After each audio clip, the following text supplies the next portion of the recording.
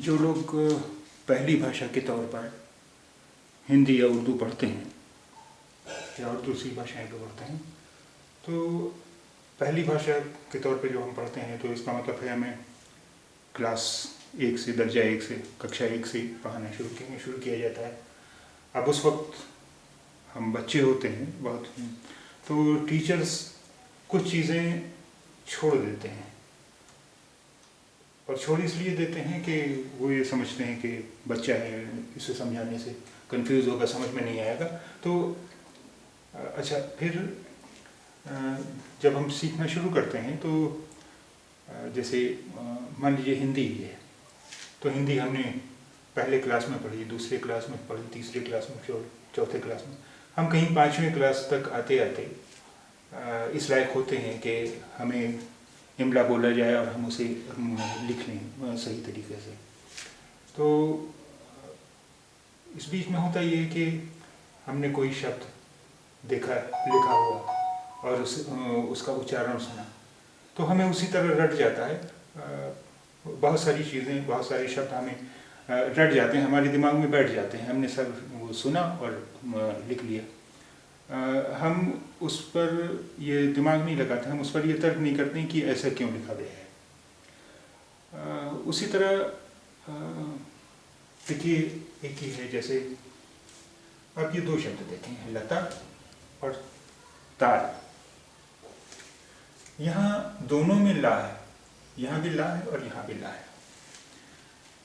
क्या आपने कभी इस बात पर ध्यान दिया है कि दोनों ला के उच्चारण, इस ला के उच्चारण में और इस ला के उच्चारण में फर्क है? आइए देखें, इस चीज़ को आसानी से समझने के लिए हम ये करें कि इसे हम रोमन में लिख लेते हैं, लता।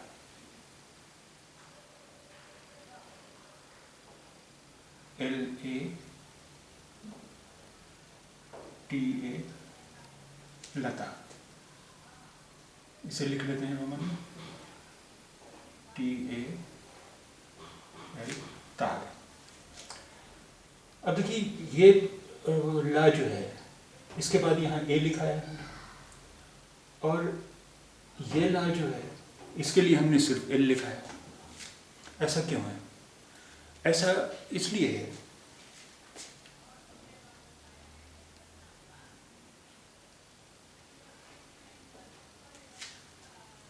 ये अक्षर है ला, यहाँ हम इसका उच्चारण कर रहे हैं ला, ला, और यहाँ अब जो उच्चारण हम यहाँ कर रहे हैं, यहाँ हम इसका उच्चारण कर रहे हैं ला, तो उस हिसाब से तो ये हुआ ताला, ता, ला, ता और ला, ताला। लेकिन हम उच्चारण कर रहे हैं इसका ताल, ताला नहीं कर रहे हैं, ताल। इसका मतलब ये है कि हम जो उच्चारण कर रहे हैं, यानी हम जो बोल रहे हैं, उस हिसाब से तो ताल तो ये हुआ, ताल ये हुआ, हम उसे बोल रहे हैं ताला। यानी ये जो है ला लिखा हुआ है, पूरा ला है, लेकिन ये इसका हलंत रूप है। हम जो बोल रहे हैं वो इसका हलंत रूप है, ताल। अब देखिए, हिंदी में हमें जो अक्षर पढ़ाए जाते हैं, का, ख, ग, हमें ये बताया जाता है कि यही व्यंजन है, यही कॉन्सोनेंट्स हैं। दरअसल ये प्योर कॉन्सोनेंट्स नहीं है। प्योर कॉन्सोनेंट्स, तो फिर प्योर कॉन्सोनेंट्स क्या हुआ? इनका जो हलंत रूप होता है वो हुआ प्योर कॉन्सोनेंट। मसलन क, ख, ग, ये हुआ इनका हलंत रूप। ये होते हैं प्योर कॉन्सोनेंट्स। इसमें ये अ मिला हुआ है। जैसे आप देखें,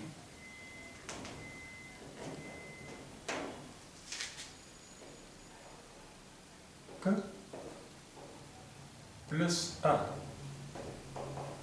ये हुआ क। यानी ये जब हम का कह रहे हैं तो इसमें ये आ जुड़ा हुआ है, आ जुड़ा हुआ है। और ऐसा हमने इसलिए किया है कि प्योर कॉन्सोनेंट की जो आवाज़ होती है वो अकेले अक्षर निकालने में थोड़ी मुश्किल होती है। अब हम अगर इस तरह बोले क ख ग प म द, तो थोड़ा सा मुश्किल लगेगा, थोड़ा सा अटपटा लगेगा, इसलिए हमने इसमें आ जोड़ दिया ताकि इसकी आवाज़ हो गई का खा गा घा गा। अब हिंदी में तो हमने ये किया है, अंग्रेजी में हमने क्या किया है?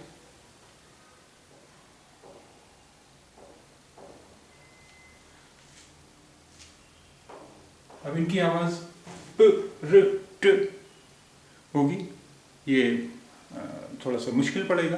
तो इसके लिए हमने ये किया है कि इन अक्षरों के नाम रख दिए हैं। इसका नाम है पी, इसका नाम है आर, इसका नाम है टी।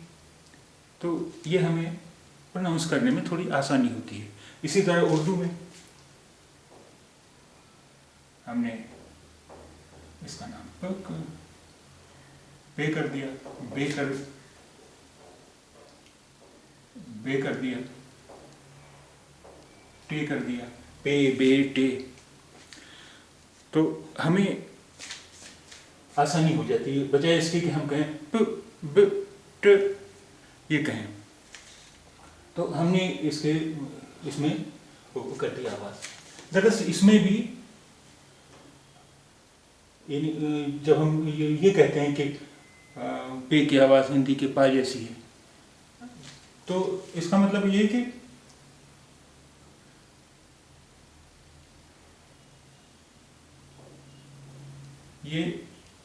ये हुआ पा, अब हुआ ये पा, पे ज़बर पा, पे ज़बर पा।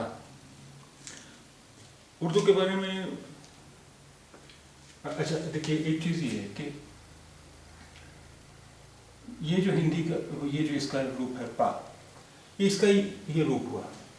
और इसका जो प्योर कॉन्सोनेंट है हिंदी का प्योर कॉन्सोनेंट है ये प। तो उर्दू में फिर इसका क्या रूप हुआ? उर्दू में इसका रूप हुआ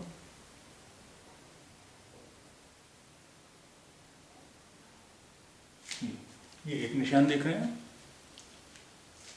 ये इस तरह का निशान है, ये कुछ दाल जैसा निशान है, छोटा सा दाल जैसा निशान है। इसे कहते हैं जज़म। ये पेपर जज़म है। जब पेपर जज़म है तो इसकी जो आवाज़ है वो इसकी आवाज़ है प।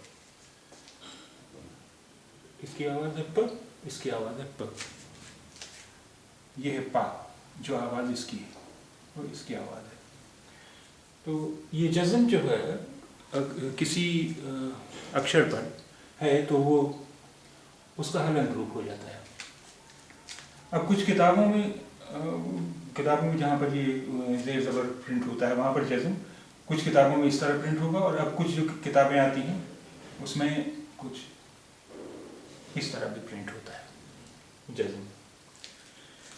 तो अभी तक हमने ये चीज़ बताने से अभी तक हम ये चीज़ आपको इस वजह से नहीं बता रहे थे क्योंकि हिंदी में भी ये चीज़ छोड़ दी जाती, बताया नहीं जाता था।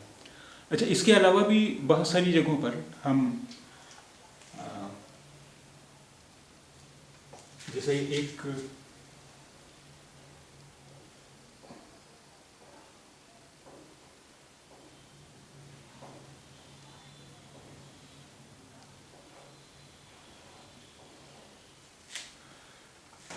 ये शब्द आप पढ़ें, जो लोग ये लखनऊ में बड़ी मशहूर नदी है गोमती। अब जिन लोगों ने ये शब्द पहले लिखा हुआ देखा है वो जब सुनेंगे गोमती तो वो इसे पढ़ेंगे गोमती। जिन्होंने कभी ये शब्द लिखा हुआ देखा नहीं, कभी सुना हुआ देखा नहीं और उन्हें हिंदी आती है, उनसे अगर उनसे अगर ये पूछा जाए कि ये क्या है तो वो पढ़ेंगे गोमती, क्योंकि ये माँ है, हम इसे बोल रहे हैं गोमती।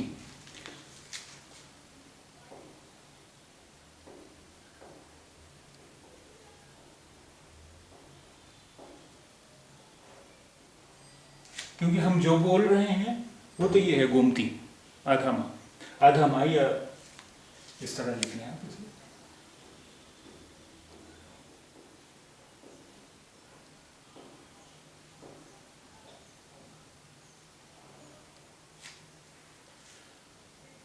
यानी हम लिख तो ये रहे हैं गोमती और उसे बोल रहे हैं गोमती।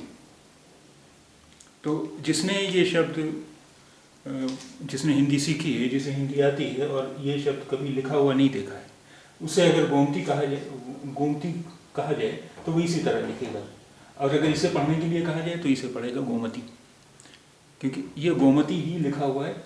ये अलग बात है कि हम इसका उच्चारण गोमती कर रहे हैं। इसी तरह बहुत सारे शब्दों में हिंदी में क्या होता है कि आखिरी अक्षर अगर उस पर कोई मात्रा नहीं है तो वो उसे हलंत रूप में ही पढ़ा जाता है। जैसे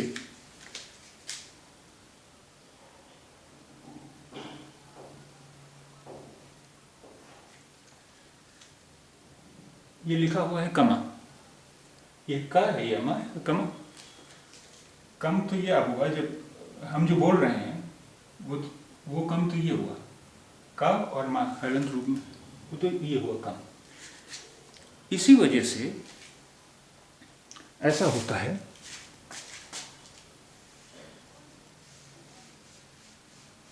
कि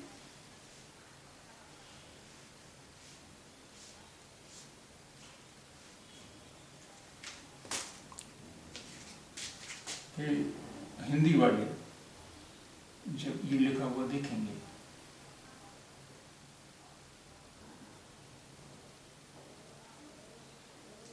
उन्हें ये बताया गया ये दा है और ये सा है, 10 हो गया। अगर उन्हें ये बताया जाए कि 10 की स्पेलिंग तो इसमें ही होती है, दाल जबर सीन 10, तो वो कहेंगे कि इस पर जबर की क्या जरूरत है।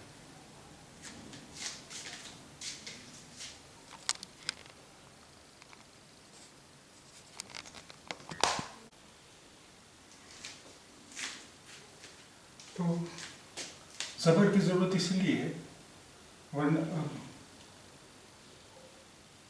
वरना इस पर देखिए जबर नहीं है, तो ये हुआ ये।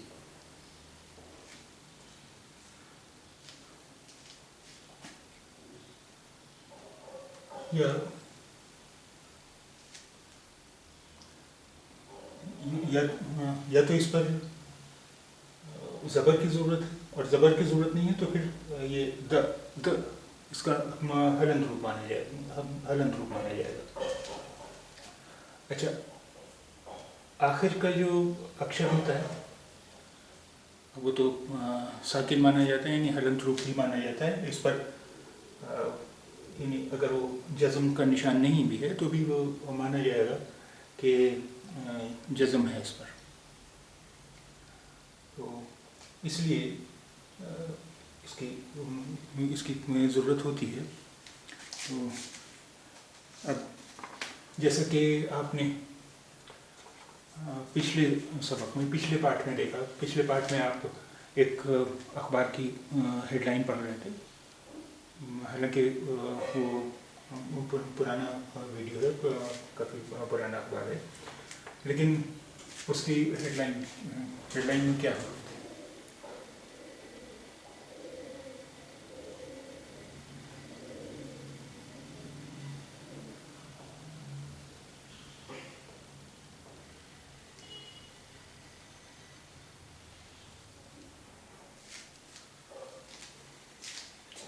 पे ये रे सी, ये जबर ये पे री और सा रिस। अब देखिए ये पर कोई निशान नहीं है, इसका मतलब वही यहाँ जज्म है। पे, जब मैंने कहा पे ये पे, इसका मतलब पे ज़बर ये, यानी पे पर तो ज़बर है, ये पर कुछ नहीं है, यानी ये पर जज़म है। रे ज़ेर री, यहाँ ज़ेर है, और फिर सा, पे ज़बर ये पे, रे ज़ेर री सा रिस। अब सा पर मैंने कुछ नहीं कहा, तो इसका मतलब है ये या उसका हलंत रूप है। अब हिंदी में हम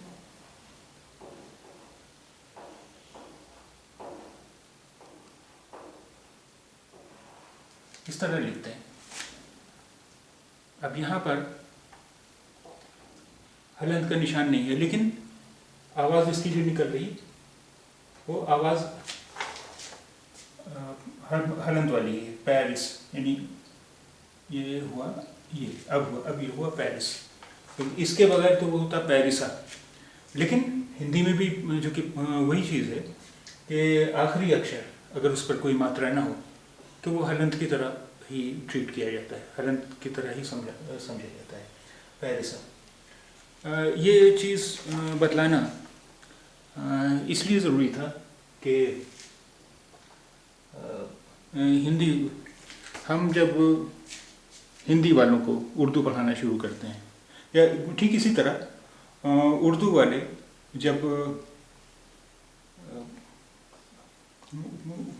जब हिंदी पढ़ना शुरू करते हैं तो फिर होता ये है कि ये चीज़ जो हमें बचपन में नहीं बताई गई थी, छोड़ दी गई थी, वो फिर आगे चल करके थोड़ी सी परेशानी पैदा करती है।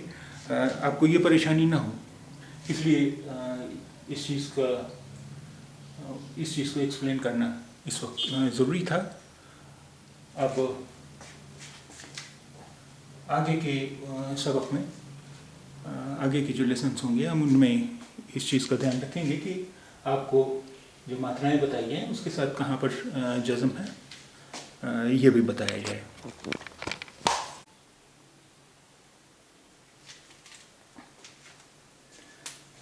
पेरिस मुआहदे से अमेरिका की अलहदगी। पेरिस मुआहदे से अमेरिका की अलहदगी।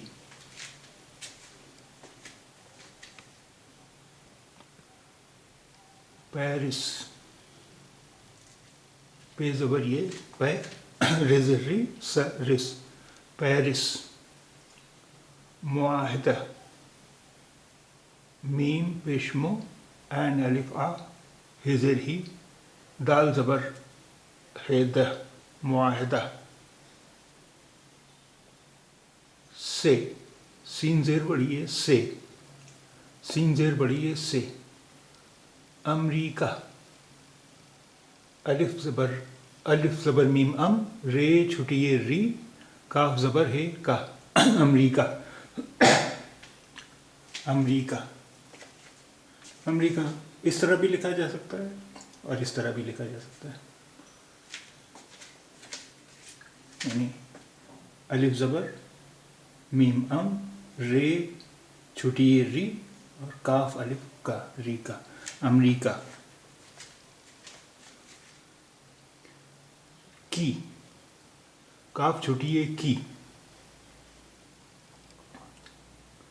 अलहदगी, ऐन ज़बर अ, लाम अलिफ ला, अला, हिजर ही, द हिद, अलाहिद, गाफ छुटिए गी, अलहदगी, अलहदगी।